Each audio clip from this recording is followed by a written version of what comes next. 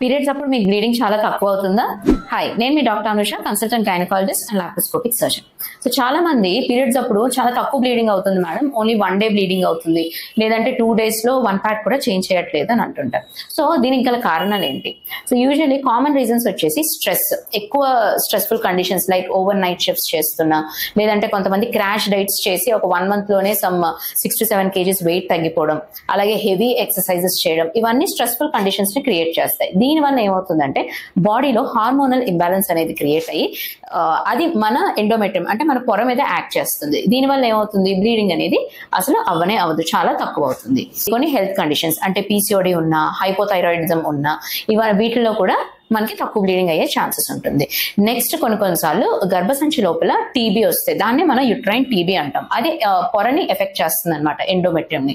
So దీనివల్ల కూడా bleeding అనేది చాలా తక్కువ అవుతుంది.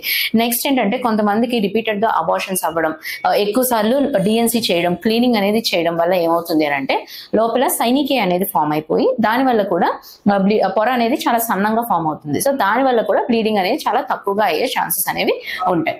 ఇంకా కొంతమంది కొన్ని మెడికేషన్స్ వాడతారు, కొన్ని psychiatric medications. Next prolactin levels ఎక్కువ ఉన్నా సరే వాళ్ళలో కూడా బ్లీడింగ్ అనేది చాలా తక్కువ ఉంటుంది. సో మీకు ఎప్పుడైనా బ్లీడింగ్ ఇలా కంటిన్యూస్ గా తక్కువగానే అవుతుంది అంటే ఖచ్చితంగా మీరు మీ గైనకాలజిస్ట్ ని కన్సల్ట్ చేయండి.